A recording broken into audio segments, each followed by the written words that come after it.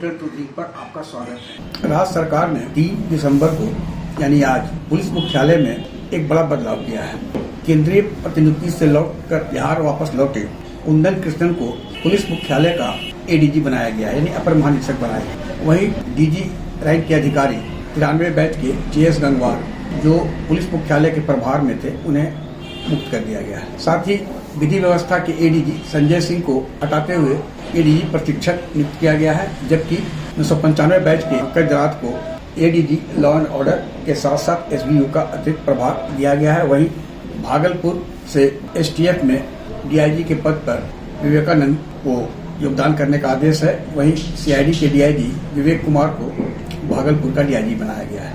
वहीं बिहार में सबसे सीनियर मोस्ट IG सालिन जो कि 2001 बैच के हैं, उन्हें STF से हटाकर ATS का IG बनाया गया है और अतिरिक्त प्रभार में वे बिहार विशेष सशस्त्र बल के महानिरीक्षक भी होंगे। कुंदन कृष्णन के बिहार लौटने की चर्चा सोशल मीडिया में पिछले 1 महीने से चरम पर थी। या कई जो उनके वापस लौटने पर बिहार में जो लॉ एंड ऑर्डर बेपटरी हो गई है उसे वापस पटरी पर लाने की बात और दावा यूट्यूबर्स कर रहे थे, आज भी कर रहे हैं। एडीजी हेडक्वार्टर का पद तब चर्चा में आया था जब नीतीश कुमार ने 1977 बैच के IPS अधिकारी अभ्यानंद जी को एडीजी हेडक्वार्टर बनाया था। वैसे एडीजी हेडक्वार्टर का पद क्या है और उसका क्या महत्व है, ये अभ्यानंद जी ने दिखाया और बिहार में सुशासन का राज स्थापित करने में वे सफल भी रहे। संयोग था कि 3 दिसंबर को अभ्यानंद जी के पिता जगदानंद जी की पुण्यतिथि है। अभ्यानंद जी आज अपने गांव चिताब आए हुए थे, उनसे बात हुई। उन्होंने बताया कि वैसे एडीजी का काम डीजी को असिस्ट करना होता है और जो पत्राचार है वो उसे आगे बढ़ाने का होता है। जब उनसे पूछा गया कि लेकिन आपने एडीजी हेडक्वार्टर रहते बिहार में कैसे बदलाव किया, डायरेक्ट SP क्यों आपको रिपोर्ट करते थे, तो उन्होंने बताया कि जब वे एडीजी हेडक्वार्टर बनाए गए थे तब मुख्यमंत्री नीतीश कुमार ने उन्हें बुलाकर कहा था कि आज से आप बिहार में कैसे लॉ एंड ऑर्डर वापस पटरी पर आएगी ये आपकी जिम्मेवारी है। और इसके लिए उन्होंने मुख्यमंत्री नीतीश कुमार को धन्यवाद देते हुए बताया कि मुख्यमंत्री ने तुरंत पूरे बिहार के SP और लॉ एंड ऑर्डर संबंधित अधिकारियों के साथ बैठक की, जिसमें वो भी शामिल थे। मुख्यमंत्री स्वयं पेन एंड पेपर लेकर बैठे और उन्होंने ये संकेत दिया कि आज से जो भी समीक्षा होगी वो एडीजी हेडक्वार्टर करेंगे। और अभ्यानंद जी बताते हैं कि उसी वक्त EOU का प्रस्ताव आया, CM ने कहा ओके, और एक मैसेज गया और मुख्यमंत्री ने दे दिया कि आज से एडी लॉ एंड ऑर्डर आपके बॉस है। जबकि उस वक्त नीतीश कुमार के स्वजातीय 1972 बैच के अधिकारी AR सिन्हा यानी आशीष रंजन सिन्हा DGP थे। अभ्यानंद जी को यह जो खुली छूट मिली उसका असर देखने को मिला।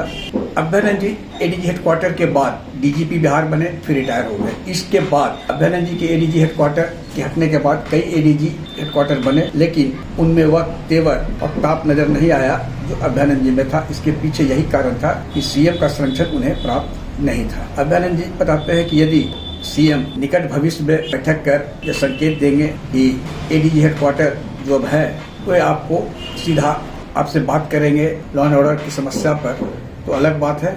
वैसे एडीजी मुख्यालय का पद सिर्फ DGP को असिस्ट करना होता है। और यह बात सही भी है कि JS गंगवार एडीजी हेडक्वार्टर थे, RS भट्टी DGP थे। RS भट्टी ने राकेश राठी को IG हेडक्वार्टर बनाकर सीधे उनसे मुख्यालय का काम किया करवाया और JS गंगवार जी को मीडिया को ब्रीफ करने के लिए और छोटे मोटे कार्यों के लिए अधिकृत कर दिया।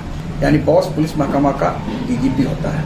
अब बात करते हैं ADG law and order. Sanjay Singh अच्छे अधिकारी थे। पिछले 1-1.5 साल से वह बिहार में जो भी लॉ एंड ऑर्डर की स्थिति थी तो वह तुरंत हस्तक्षेप भी कर रहे थे। गया में भी एक भीषण चोरी की घटना हुई जिसमें उन्होंने SSP और IG से बात किया, यानी वे मुखर थे। लेकिन उनमें एक जो कमी है वह यह है कि वे सही बात पर अड़ जाते हैं, गलत को सही नहीं बता पाते हैं। ऐसे में उन्हें वहां से हटाकर प्रशिक्षण देने के लिए भेज दिया गया है। पंकज रात एक सुलझे हुए अधिकारी हैं, शरीफ है, ईमानदार हैं, उन्हें एडीजी लॉ एंड ऑर्डर बनाया गया, साथ ही SBU का प्रभार दे दिया गया है। अब हम बात करते हैं शालीन, 2001 बैच के IPS अधिकारी। शालीन जब मगध में थे तो 2 महीना से भी कम समय रहे। एंट्री माफिया को लेकर उन्होंने ऐसा हंगामा मचाया कि मुख्यालय के बैठे एक वरिष्ठ अधिकारी के सीडीआर कॉल निकालने का आदेश उन्होंने गया के एसपी मनु महाराज को दे दी। स्थिति विस्फोटक होने लगी, मुख्यालय में चर्चा का विषय बन गया।